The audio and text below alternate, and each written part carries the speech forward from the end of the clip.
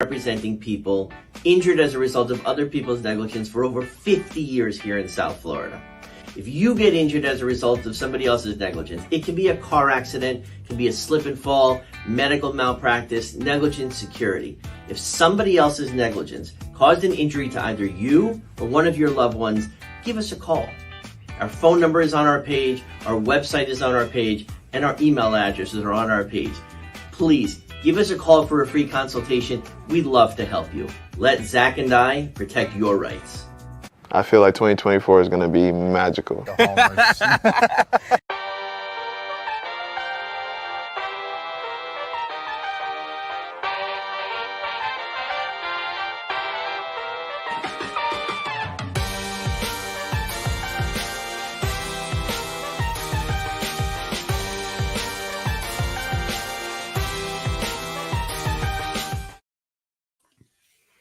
Welcome to Fish on First Live, presented by Burger and Hicks, here on the first day of a new Marlins homestand. The longest Marlins homestand of the year just getting started right here. Is a Fiesta Friday, as the Marlins have been calling it this year. I don't think that's really gotten trending, any steam to it. But most importantly, it is Urania Day. Jose Urania returning to his original franchise to face them. And this is the start of the Marlins and Rangers series against the defending World Series champs right here. It is Eli Sussman hosting, of course, Kevin Barral by my side for as long as he's able to in the Lone Depot Park press box. We have a double barrel of guests joining us. Ryan Schlesinger, he's been on several times before, and Sean McCormick, first time on the stream. How's it going for both of you guys? It's going great. I'm happy to be here. I'm excited and ready to talk some Marlins. Yeah, same with me. Going pretty well, and looking forward to seeing how this offense fares against the Rangers, who have been the worst pitching staff in baseball based on ERA for the past 2 to 3 weeks, and the Marlins have not been a bottom 5 offense. So we'll see if they can possibly break through with the bats after overall a rough series in San Diego, even though they were really good on their getaway day on Wednesday. You're saying that a team that has Urania in the rotation in 2024 is struggling? That the Rangers pitching staff is not doing great? That they have to give starts to this guy all these years later since his prime? I'm surprised by that. But we'll get into the Rangers stuff for sure, probably in the second half of the show. As you referenced right there, Ryan, the previous series against the Padres, losing 2 out of 3 to the Padres in San Diego. The first head-to-head meeting with Luis Arraez. Barely not even a month since that trade went down right here. A very close loss in that first game that really could have gone either way. And the second one completely blanked by Matt Waldron and his knuckleball. And then that final game, pounding at a season-high 16 hits to salvage the final game to avoid the sweep. So, Sean, all things considered with Arraez, they kind of held him in check. You got a hit in every single game, but not really much more than that. What was your general reaction to having to face off against a guy that was just so important to this team last year? I thought it was exciting. You know, it sucks seeing him in another uniform, but it's good to see that he's doing well and he's on a winning team. You know, I wish he was still here, a part of me, but I understand why he's gone. And, you know, it's good to see he's healthy, he's doing well, he looks excited, and I'm happy for the Padres and their fans. Yeah, and this continues a trend, Kevin, of the Marlins. At the very end of each series, they have this really interesting habit of like stepping up at the very end to avoid sweeps, to keep the vibes in a decent place. This is like the latest example. There was, if you go all the way back, there was that blowout win against the Cardinals. I think that was one of their early wins of the entire year. They had won against the Oakland A's right after the Arraez trade. Like overall, there's this strange pattern where at the very end of a series, they put together their most complete wins. And I gotta say, this would have to be one of their more well-rounded games that they played the whole year on Wednesday. Yeah, it was a good game for the most part. I mean, 9 runs obviously is great, and doing it to someone like Yu Darvish, who I believe just went 3 innings for the Padres. So couldn't ask for a better outing for Braxton either as well. Gets the win as well, 2-0 now, coming off that Maddox. So, yeah, Nick Gordon had a nice play as well. A lot of RBIs. So couldn't have asked for a better getaway game. And, yeah, it's something interesting, especially, dating back to that Cardinals game. It feels like every getaway game for them is is always a win. The Rockies walk-off winner on getaway day. And I believe they beat Detroit on a getaway day as well. So, yeah, I mean, I guess the Marlins like happy, or, like the motto says, happy flight, happy flight, it feels good. So, yeah, now they have a tough series and honestly a really tough stretch of games coming up. Yeah. Anything else from the series, Ryan, that stuck out to you one way or another? I mean, for example, Josh Bell had like 1 million hits in this one, considering his hot play. Whether it's him or anything else, what else would you take away from these 3 games? Yeah, I would say probably the thing I'm going to remember the most from this series was on their getaway day game where they played their most complete baseball, possibly of the entire season. 16 hits, I believe that's a season high for them. But what I'll remember from that game was that incredible play from Nick Gordon out there in left field to get Fernando Tatis Jr., who tried to stretch a single into a double, as you can see right here on the screen. Just an amazing throw. And Jesus Sanchez's big home run in that game as well. Another over 400 feet bomb. He has 3 homers this year, all of them well over 400 feet. So, it always makes me think if he can consistently hit the ball out more often, then he can be one of the better power hitters in baseball. But for some reason, he just can't consistently elevate the ball despite his good advanced metrics on StatCast. It had been pretty quietly over a month since Sanchez last hit a home run. I think every year, Isaac Azut makes a pretty bold prediction about Sanchez. This is the year where he's going to break out. This is the year where he's going to hit a bunch of home runs. And that was only his 3rd of the entire season, despite playing against every single right-hander and even occasionally against lefties this year. And I can't look at this play enough. This has to be one of the very best defensive plays we've seen from the Marlins this year. I have been very critical of the Marlins defense this season, but it has gotten slightly better as the year's gone on. And to see something like this from Nick Gordon, who was obviously came up as an infielder and really is playing more outfield this year than he probably ever has before. Really nice moment from him right there. We have a couple little roster nuggets that came during the off day and then prior to this game. The most recent one being Huascar Brazoban has finally been spotted. He's not only been spotted, but he's been re-added to this team, to this active roster. Somebody, I think if you went back a few months ago, he was projected to make their opening day bullpen. He got a lot of action each of the previous couple seasons, and now after a few weeks in AAA Jacksonville, he gets called up. Emmanuel Ramirez gets sent down. Yeah, so Kevin, I think you got to see him prior to the game in the clubhouse. Any interesting takeaways from that, and how do you think the Marlins are going to use Brazoban? Yeah, Skip said that right now he's stretched out to about 50 pitches, which is good, but it's a versatile type of role for someone like a Brazoban who can face one batter, could go multiple innings, which they're potentially going to need tonight with Sixto on the mound.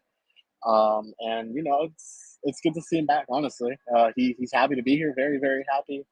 He said that it's just some stuff on his record that keep coming up when it comes to the visa issues. So, no, it's nice to have him back, and it's definitely an arm that they need. That was really, really good for a couple of years for them. Yeah. Ryan, is there what are your expectations for him at this point? He's been away for a while. Yeah. I think there've been times over the last couple of years where I remember, especially at this time a year ago, early on last year, he was one of their steadiest relievers that they had, pitching some pretty important situations. But he had been gone a while, got to a start, and the numbers in Jacksonville don't exactly pop off the page. So yeah, how do you think they're gonna use him initially? Where does he stand on this bullpen pecking order, at least for the time being? Yeah, I'm excited to see what Brazoban can do. Like you mentioned, he showed flashes, 3.09 ERA in 2022. He had a 4.14 last year, but the underlying metrics look really good. Other than the walk rate, which was 8th percentile last year, 12.1. He was 97th percentile in average exit velocity, 98th percentile in hard hit percentage, and 64th percentile in strikeouts. So if he can just lower that walk rate and raise the strikeout rate a little bit, I'm very confident. I'm very interested to see what Brazoban can do right now. I think he'll probably be one of the last guys in this bullpen, maybe get some 2 inning assignments if he's fully stretched out, like you said, for 50 pitches, especially on games where Sixto or Trevor are starting, and you just don't know how long they're going to go into games with their unpredictability this year and struggles overall. Yeah, probably not a coincidence that he comes up this particular weekend with Sixto starting tonight. When And was it? Like the first 2 months stuck in the Dominican Republic, 2 entire months from when pitchers and catchers reported to when he actually got into the United States. Yeah, I think that is about right. And he was staying ready at the Dominican Academy. And so it's been about 3.5 weeks where he's been up in Jacksonville getting ready, getting set for stuff. But now, yeah, rejoining the team. Anything else on your mind, Sean, when it comes to Brazoban? What is your confidence level, excitement level that he's making his 2024 season debut pretty soon? I think he's gonna be pretty good. I mean, you look at those stats there. The only thing that kind of jumps off that's poor is the walk rate, but we've always kind of known that. You dig deep into his arsenal. Last year, he had one of the better cutters in all of baseball. I believe it had a whiff percentage at 37%. I mean, that's really good. It's changed up his 40% whiff rate. You look at some of the players on the pitching side of baseball, at least. The Bendix and his staff has been trying to acquire is very cutter heavy, which models what the Rays are doing, which is not shocking. So I think he's going to fit in perfectly, especially for what the Marlins are trying to ID, at least here in the bullpen. So we'll see how he looks. I know his AAA stats haven't been great, but he hasn't pitched in a while. I think he's going to fit in pretty well there. Maybe a middle innings. I know he can stretch out 1-2 innings, so that's pretty good. It's a solid addition for a bullpen that's been pretty good this past month, I would say. And hopefully he adds a little bit of length off that bullpen if we need him.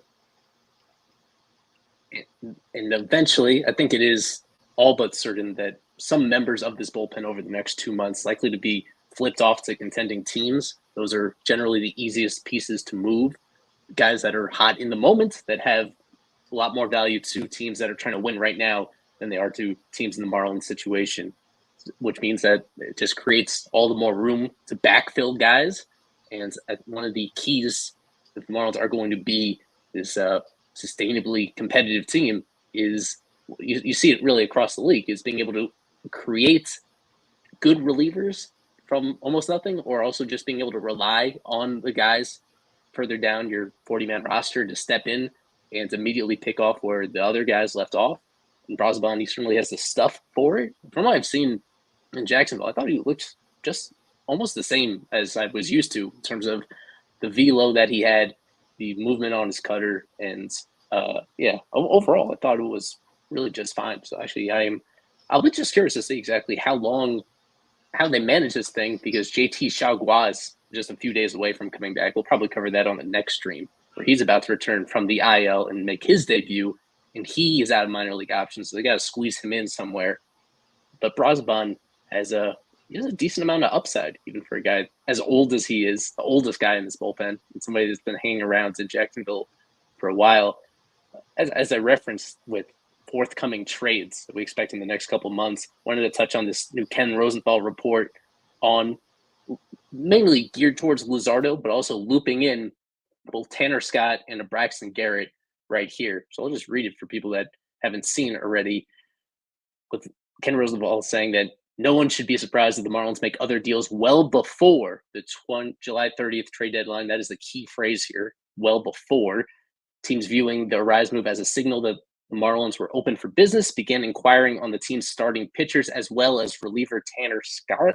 According to club sources, Marlins are entertaining conversations for pitchers such as after entertaining conversations for pitchers such as Jesus Luzardo and Braxton Garrett during the offseason, already have a sense of what the market will bear. And then fast forwarding to Scott, pending free agent, Luzardo, relatively cheap, 2 more years of club control, Braxton Garrett barely earning the league minimum, and then 4 more years of club control right here. Now, to me, the first thing that stuck out is how Braxton is being looped in here with Luzardo and with Tanner. With the Tanner, it is fairly obvious that as a pending free agent, somebody that has now been really great high leverage arm for the last year and a half, that he is going to go. And Luzardo, we'll get into this in a moment, but his situation where this is probably the peak of his value, and the Marlins really, he was a classic extension candidate entering the season, but the Marlins didn't seem to make much progress on that. But with Brett Garrett, for somebody that still has so many years ahead of him, that's an interesting name to get thrown in here. So Does Ethan want to get in here as well? Now that he's hovering over your computer, Kevin? Eli, I just wanted to ask, who's going to be the Marlins' Cole Reagans? Like, who's going to be the guy that they pick up at the deadline for one of these relievers that becomes the next start? Like, who, because I'm just thinking about. I don't know what you're saying. What do you mean you don't know what I'm saying, Isaac? Isaac's over here looking at me with a crazy face. But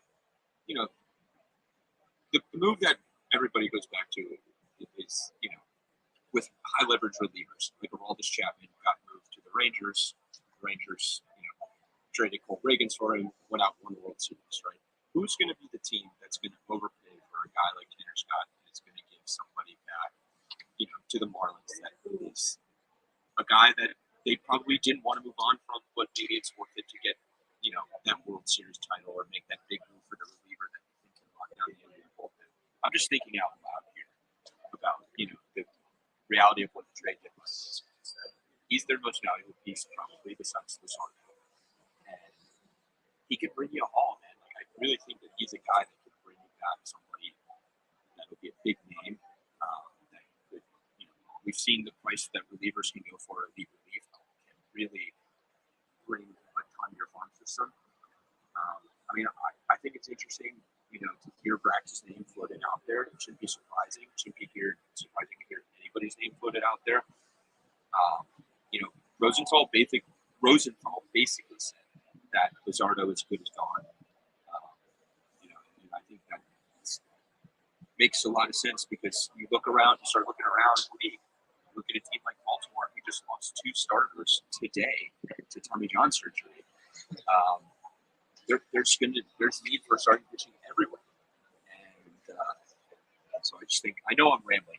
I'm trying to get to a point here. Right. But you got the same place that I was going to get to anyway about the Orioles. So the Orioles just got this news today that with the Orioles losing 2 of their starters now for the rest of the year. And John Means was the more significant one, but also Tyler Wells. And when teams lose starting pitching like that, it's not always as straightforward as replacing them with other starters. It just means that they got to add more arms one way or the other. And so because I think that is like the pretty obvious match, not because they're desperate. The Orioles had this pretty long window ahead of them, but they have so much prospect depth, especially on the hitting side, guys that are so good, and there's so many of them that it's a little redundant. And so it's not even a situation where the Orioles would feel bad about it. They're reaching a point where they have to make a decision, in my opinion, on some of those guys in the organization, especially the ones that are combining to form a super team in AAA right now. So that's what I'm saying. There's a team. Sorry, Eli. There's a team out there every year that cuts some, that has to trade somebody off to fill a need that they don't want to because there's just overcrowding, right? Think about when the Cubs were winning a bunch, all the guys that they traded away. You know what I'm saying? So it's just like the Marlins have to take advantage of the fact that there are going to be teams out there that have guys that are going to be on the chopping block just because of overcrowding.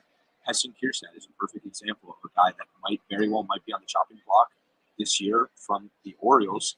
I look around at the league and I don't see a better trade match for the Marlins than the Orioles. Yeah.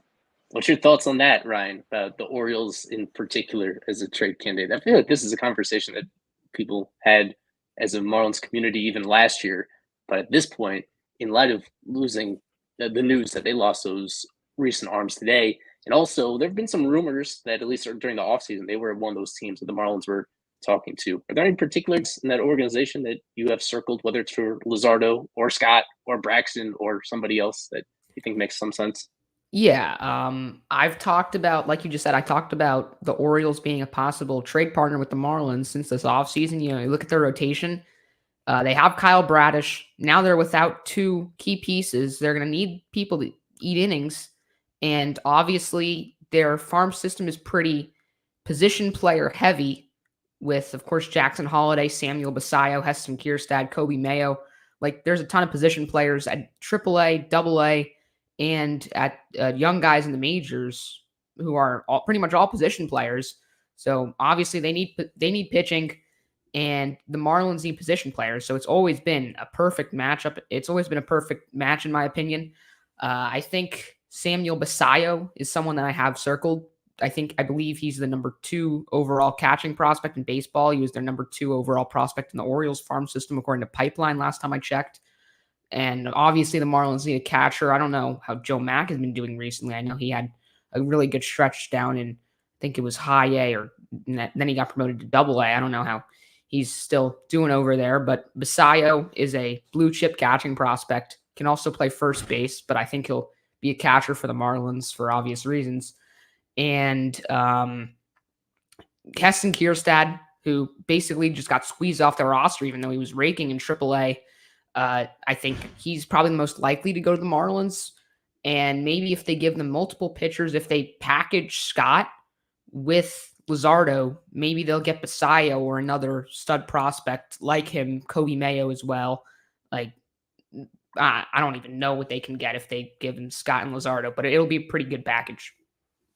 Well, you said the words that I use myself in our Marlins Discord server. I said the same thing about packaging Luzardo and Scott for a centerpiece like Basayo, because to give you your Joe Mack update, nothing all that interesting there at the moment. I think, frankly, you need to operate as the Marlins as if that catcher position is totally wide open, beginning now and for the foreseeable future.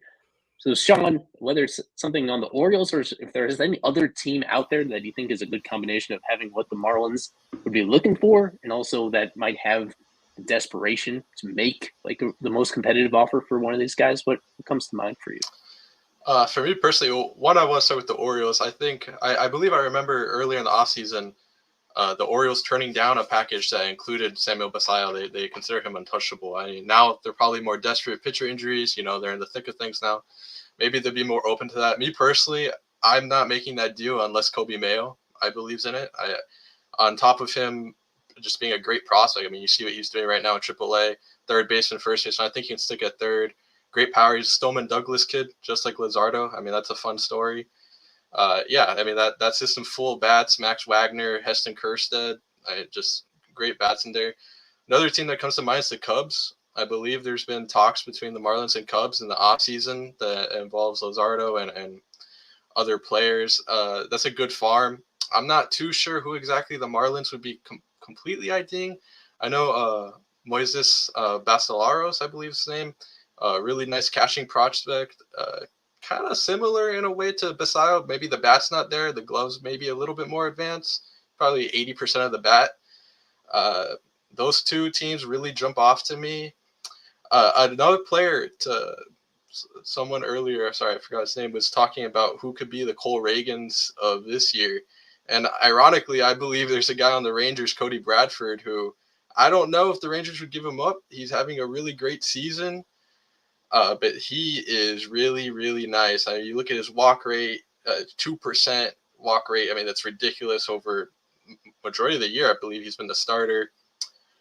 Nice whiff rates. He looks good. I don't know if that's a guy maybe they could overpay. I'm not sure, but I could also see Luzardo maybe ending up on the Rangers. They're in desperate need. They have a lot of pitching injuries, so maybe a package there.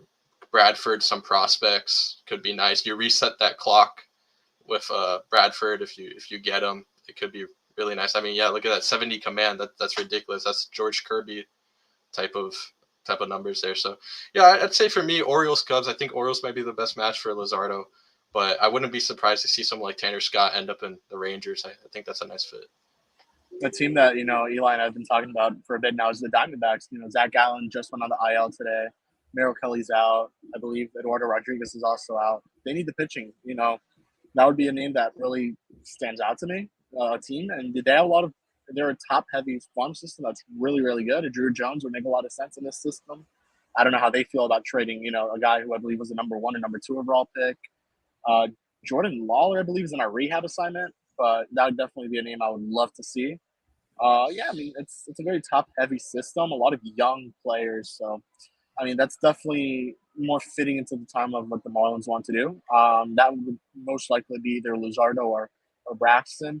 But, really quickly with Braxton, that would just be Florida. They trade him, honestly. He I believe, Eli, correct me if I'm wrong, free agent in 2029. So they have him for a very, very long time.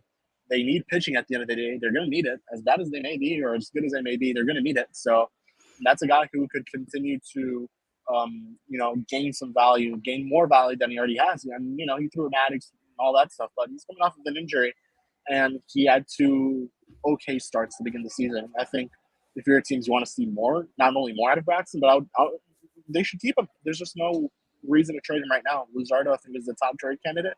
And Kim said it best. I think he's as good as gone. So we'll see what happens. I think it's really him and Scott as the top two guys.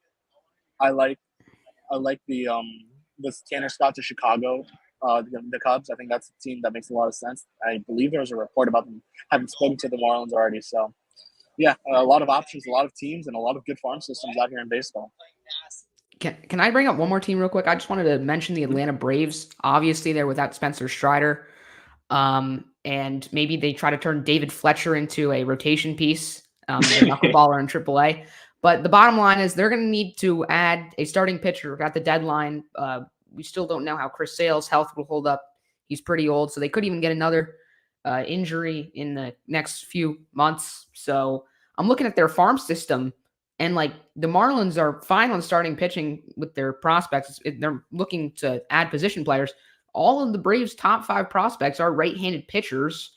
Yeah. And I just don't know if the Braves even have the farm system to trade for a guy like Luzardo. Maybe the Marlins can get one of their lower top 10 prospects in the Braves system, like a Jose Perdomo, Nacho Alvarez Jr., like Drake Baldwin, the catcher. He's number 11 in their system, but they just don't have a lot of great position player prospects in their system right now. So I don't even know if they even have the prospect package that the Marlins are looking for to even get Luzardo, and obviously Braxton, because of the control, even he might have even more value than Luzardo on the trade market at the deadline this year. So it's going to be really interesting, but I'm not sure if the Braves will be a trade partner, but maybe for Tanner Scott, just because relievers aren't as valuable as a guy like Luzardo and Garrett.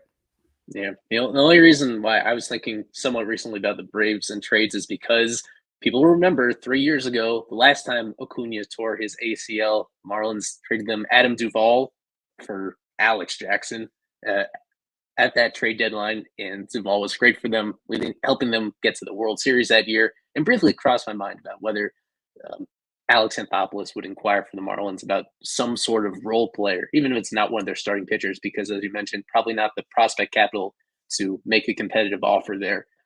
It just shows that he's not adverse to making those intra-divisional trades with some of their rivals. So yeah, wouldn't totally close the door on that happening.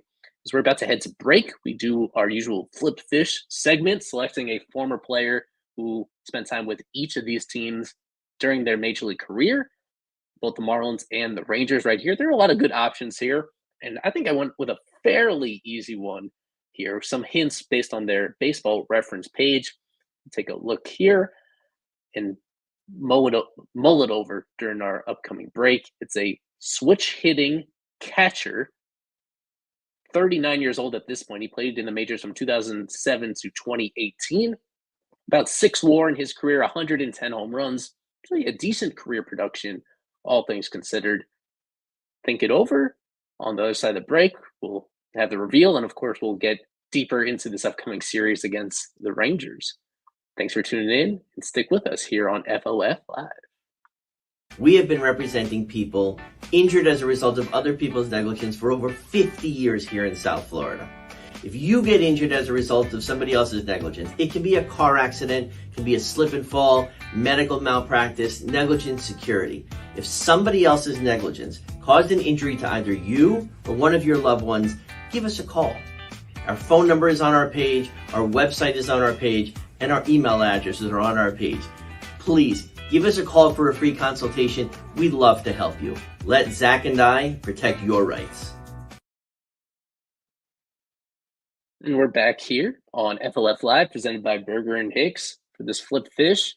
Didn't have any comments about who it might be, but Sean or Kevin, we'll go to Sean first. Do you have a guess as to who this is? I have no clue. When I first saw catcher, the guy I thought of was Jeff Mathis, but we all know Jeff Mathis OPS plus is probably like 43. Mm-hmm. So I am not sure. Any idea, Kevin or Ryan? I had a little help on this one, and I'll give Isaac credit. So, Jared Saltalamacchia. This is Jared Saltalamacchia.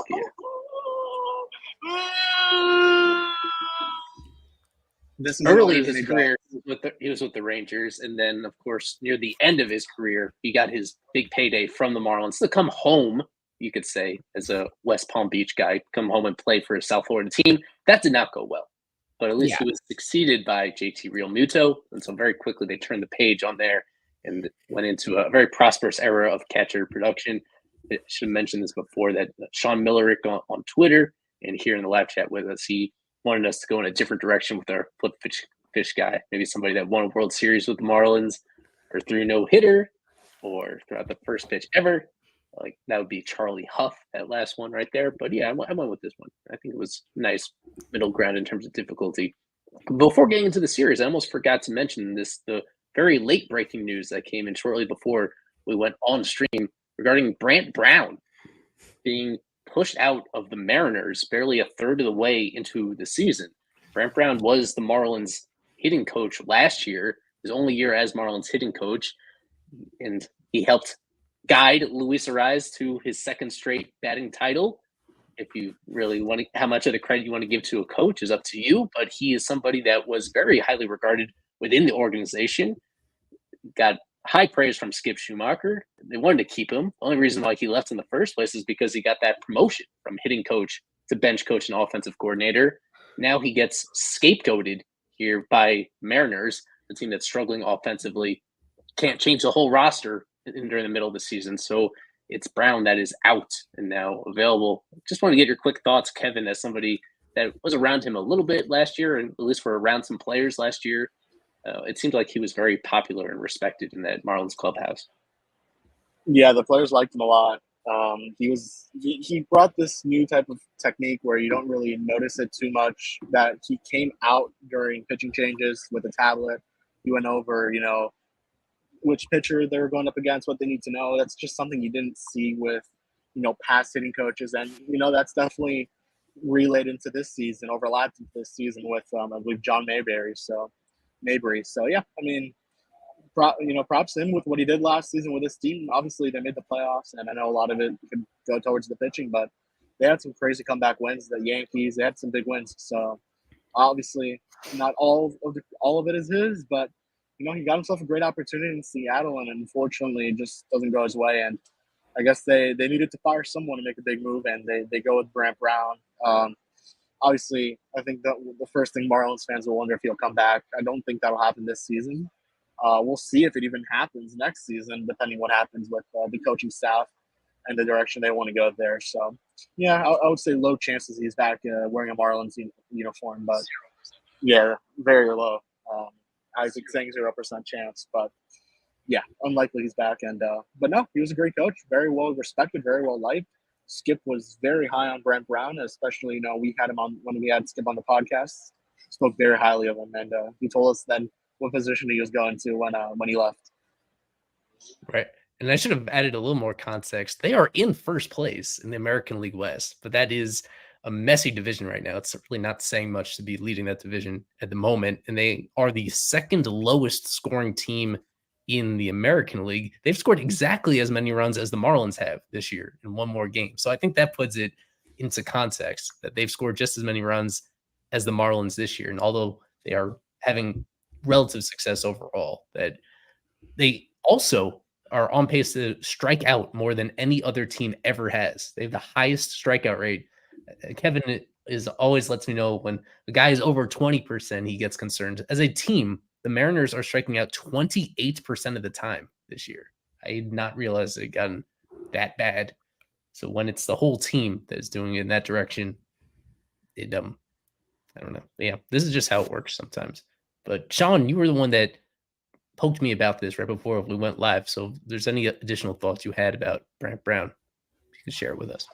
Just shocked that he got fired. I thought he was a great addition. I mean, you look at a lot of the swing changes and just plate approach differences that he installed when he took over last year. I thought was great to see. I mean, I saw patience out of Jazz Chisholm. You saw Jesus Sanchez start to hit the ball the other way. De La Cruz looked better last year. I mean, he looks good again this year. Everyone seemed to love him, and I know he had connections to Seattle, so that makes it even more shocking to me that he is the scapegoat of what's going on there. I mean, I think, look, any team that has a 28% K rate as a team, I think that goes a lot deeper than a new hire. I think you got to look at maybe who you're employing, like player-wise. So it's just shocking to me, but I'm sure he'll find another job. He was with the Dodgers before. He'll be fine. Yeah. Now we need to get into this upcoming series against the Rangers, the 3-game set against the defending World Series champs. But we need to begin with the guy that was not on their World Series championship team, but he is starting tonight in barely half an hour here. It's the triumphant return of Jose Urena, who was signed by the Marlins out of the DR as 12 years in the Marlins organization all the way through 2020. His Marlins tenure ended in a weird, awkward fashion with him breaking his arm on a comebacker that came back to him. But Ryan, I want to start with you because you, as a young man, he's a pretty significant part of your Marlins fandom. I would say, as somebody that spent 6 years with the Marlins, you probably saw Urena pitch almost as often as you've seen any other Marlins pitcher pitch during your life. He was not one of the better pitchers that you've seen, but just your thoughts on reflections, I guess, on his Marlins tenure. What will you remember most about Urena's days with Miami from in the major league level from 2015 to 2020? Well, I guess Urena has a special place in my heart, you could say, because the first ever Marlins game I went to was opening day 2019 against the Rockies. Jose Urena was the starter, and that was my first Major League Baseball game too. So he was the first ever, he threw the first ever pitch I've seen in person at a Major League Baseball game. So take that for how you want, because it's Jose Urena. But it's going to be his first time facing the Marlins in his career, and he's faced Tim Anderson a few times. I saw on Baseball Reference. Anderson has 10 plate appearances against him, and he's has, I believe, 6 hits in 8 at-bats and 2 walks. So Tim Anderson, who has like 1 multi-hit game in the past month and a half, maybe he'll have a chance against Jose Urena here, actually his former teammate in Chicago with the White Sox last year. Josh Bell has some experience against him, but other than that, like, Urena was here before a lot of the guys on the Marlins were here, so not a ton of familiarity, even though it feels like it wasn't too long ago when Jose Urena was pitching with the Marlins. The only guys on this team who even were teammates with Jose Urena was Jazz in his rookie year and Jesus Sanchez in his rookie year. And then, like other than that, pretty much a completely new Marlins roster from the last time Urena was here, even though it was only like 4 years ago. Yeah, to get people caught up, he has been a quintessential journeyman since leaving the Marlins. He's bounced around to 6 different organizations. He's pitched for 5 of these in the big leagues. It was first the Tigers, then it was the Brewers, then it was the Rockies.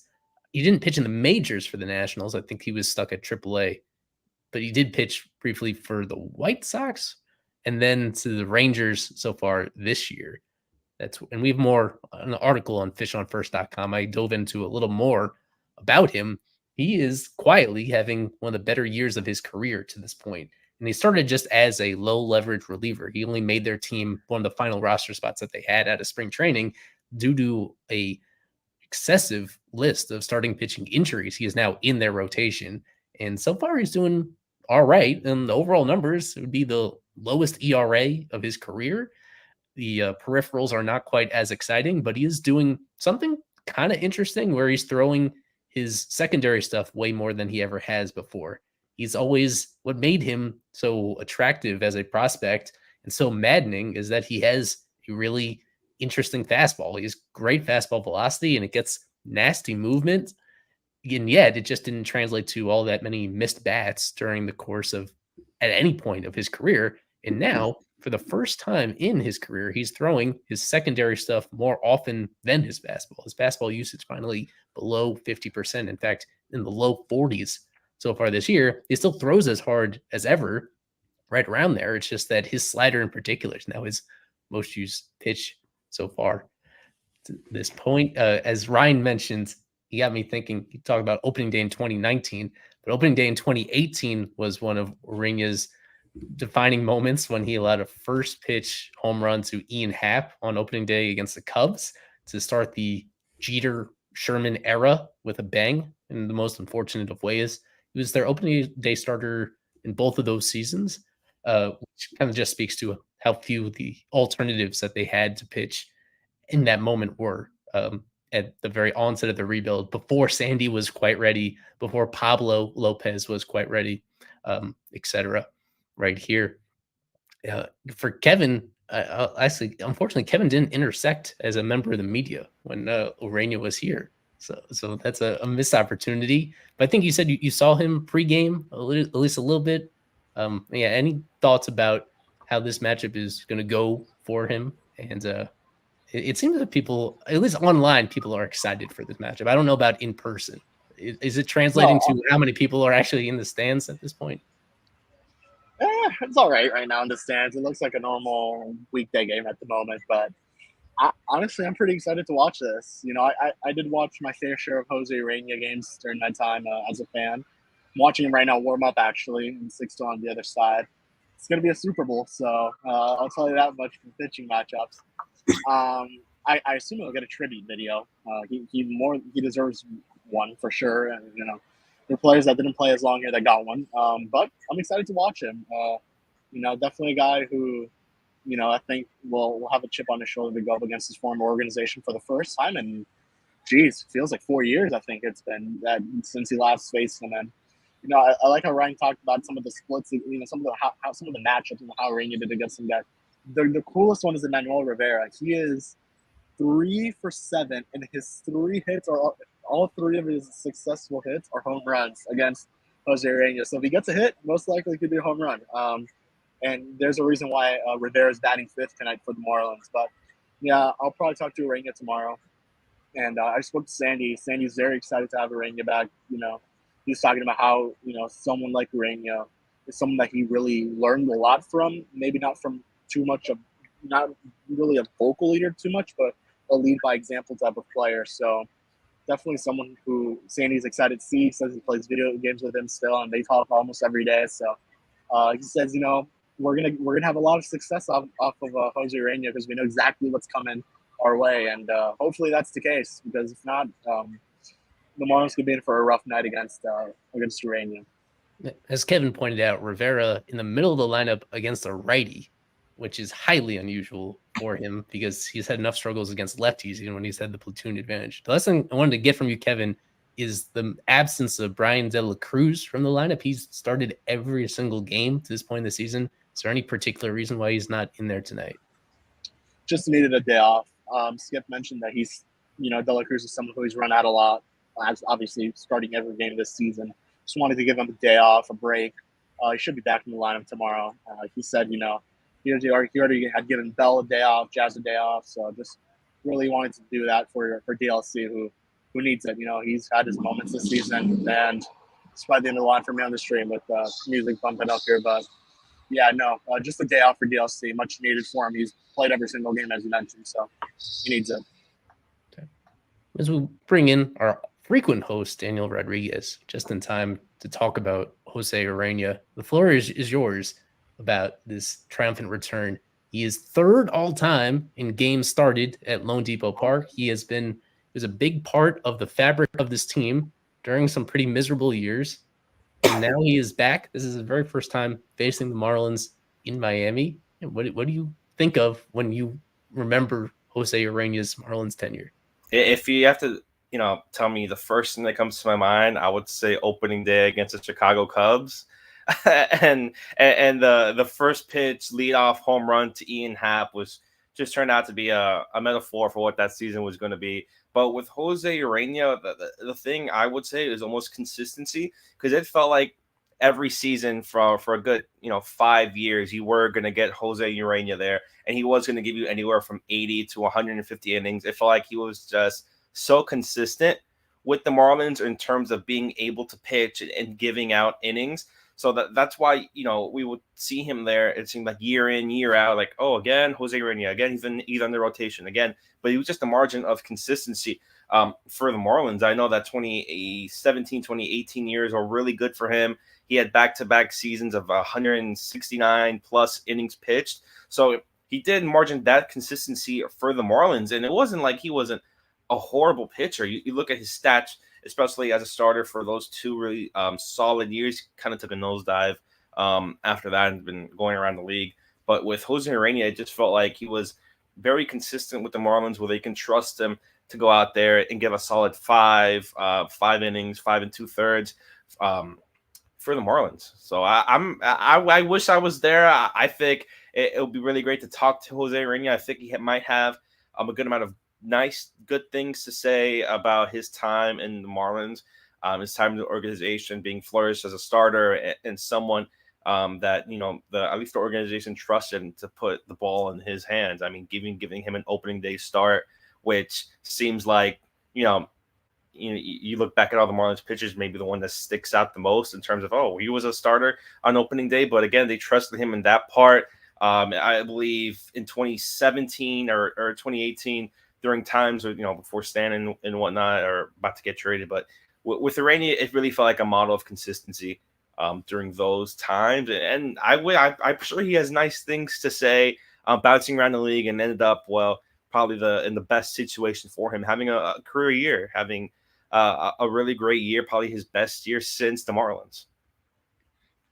This is the aforementioned leaderboard I mentioned about most career games started at Lone Depot Park. And if Luzardo gets traded at the deadline, the way that he might, and he'll stay behind Urena here, that top 3 will be pretty consistent for a while. Sandy, Tom Kohler, and Jose Urena. And I think that speaks volumes about what this franchise has and has not accomplished over the last 12, 13 seasons since coming to this new ballpark.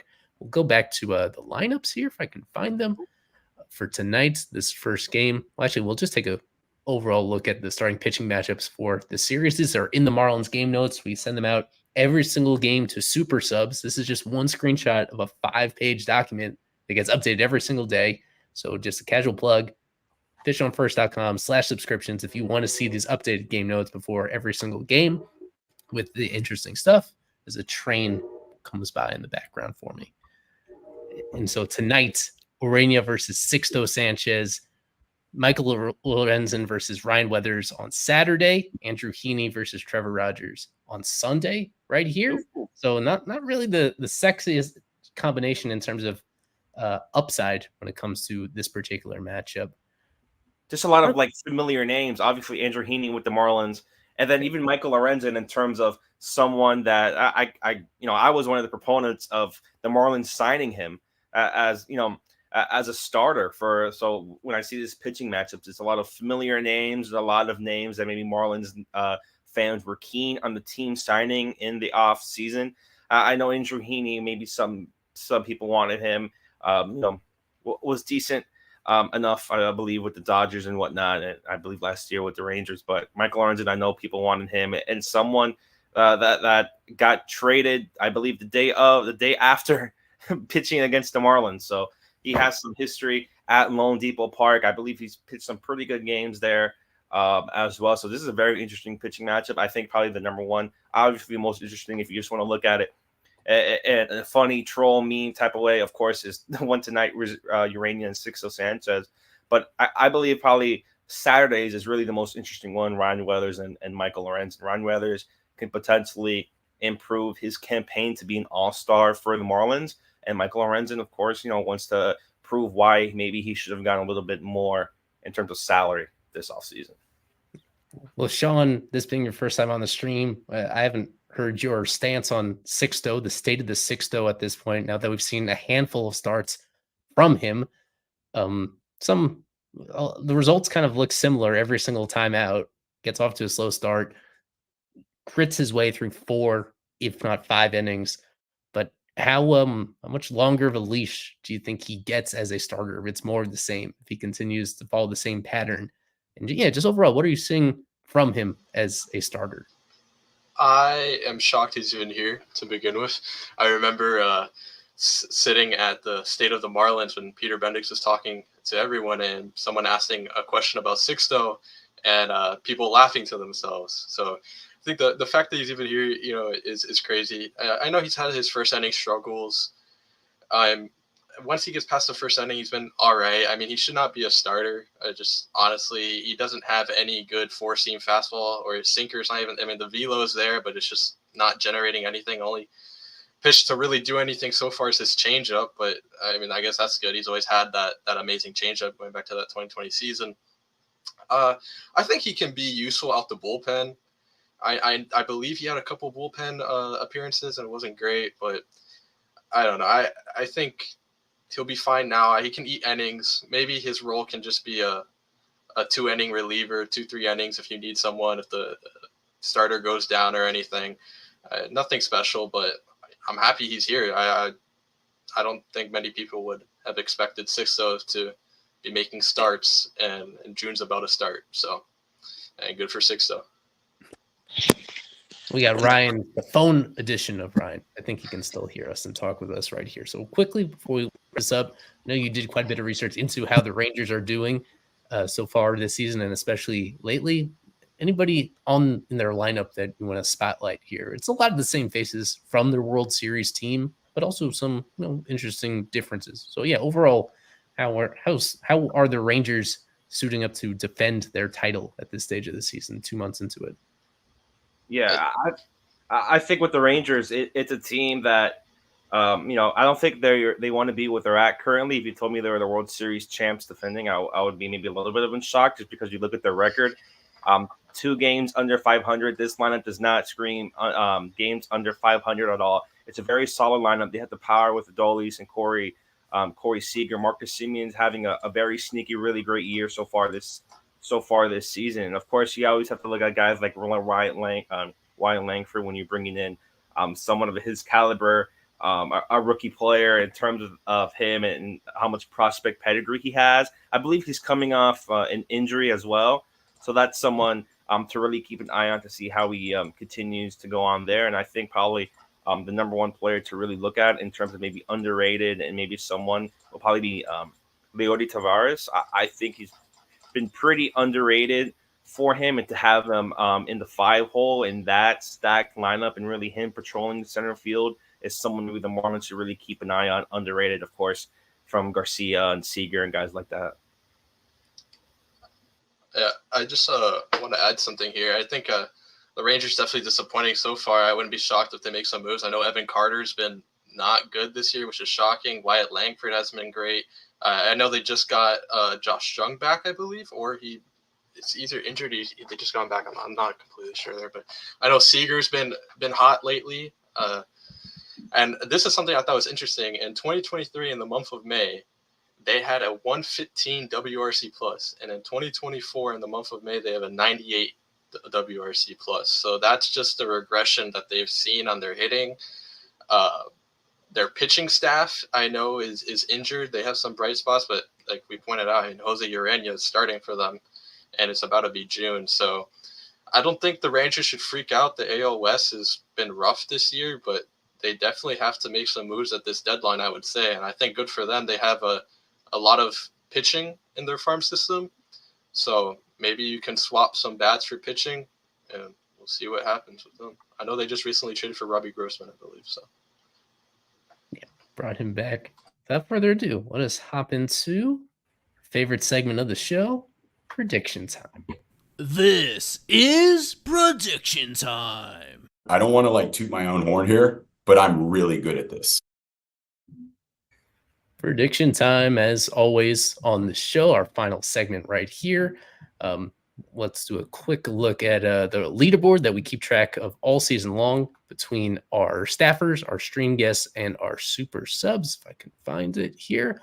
Not a good last series for me. Expecting the Marlins, predicting them to sweep the series against the Padres. That did not go well. Daniel Rodriguez has been slowly slipping down the leaderboard. He's tied for third place, certainly within reach of a couple of our super subs at the very top. But yeah, overall, there's me in 10th place. And where's Ryan? Ryan, 12th place right here so far. So we collect these predictions before every series. on our site as well as in our Discord server. So still like 15 minutes left to enter if you haven't already before the first pitch of every single series. That's where the leaderboard is at. As usual, during a home series, we have a prediction time video from our reporters on site. So here's Kevin and Isaac and a couple friends to tell us what they think of this matchup. Alrighty, Marlins Rangers series predictions. I'm going to say that the Marlins will win 2 out of 3, and Jazz Chisholm Jr. will be my MVP. Alrighty, Kevin, I got the Rangers winning this series, and I believe that Andrew Heaney will be the MVP. We have former Fish Stripes member Ethan Badowski. All right, I'm just here for Wyatt Langford. I think the Rangers win 2 out of 3. No, sorry, I think the Marlins actually win 2 out of 3. Rangers don't have enough pitching right now, and I think Wyatt hits a home run in this series. I have the Marlins because I trust the two southpaws with Ryan Weathers and Trevor Rogers. I have them winning 2 out of 3 with Jazz Chisholm Jr. as the MVP, but also Jose Urena will pitch at Gem tonight. Alrighty. And Urania, that's also why I'm here. Alrighty, back to you, Eli. What a sicko. That's why I'm here. Because matchup for the entertainment value. All right. Did anybody pick Jose Urania MVP? Any super subs? Not yet. I can very briefly show you what some of them sent in before we started this stream right here. Pretty evenly split between the Marlins and the Rangers winning this series.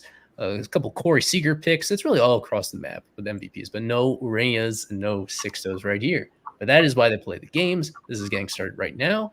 And we will actually go to Daniel to start off our prediction time segment right here. Tell us. All right. I'm going to go ahead pretty easily. Even though they're slipping a bit, I'm going to go ahead and pick the Rangers to win 2 out of 3. No, I'm not picking the man behind me to win MVP. Not going to happen at all. Let's go Jonah Heim MVP. I think he's one of the better hitting catchers in baseball. Having a decent season, I think he'll come out slugging for the Rangers. Ryan Schlesinger, your series predictions. Go ahead. I'm going to take the Marlins to continue their trend of winning series. I will take them to win 2 of 3 against the Rangers. And give me Emmanuel Rivera for series MVP. He hits a home run tonight, has some more hits in the Saturday and Sunday games of the series, and shockingly wins his first series MVP as a Marlin. Quite a bold one there. I respect it. Sean McCormick, your first series predictions. You know how this works. Following those two, let's hear it.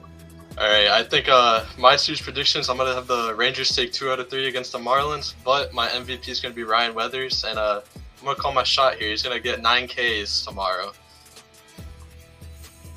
And I'll finish us off right here for my series predictions. I have the Rangers winning 2 out of 3 in this one. Should be several close contests. That's what's been fun about the Marlins during this course of May, is that even when they lose, they usually keep it pretty tight.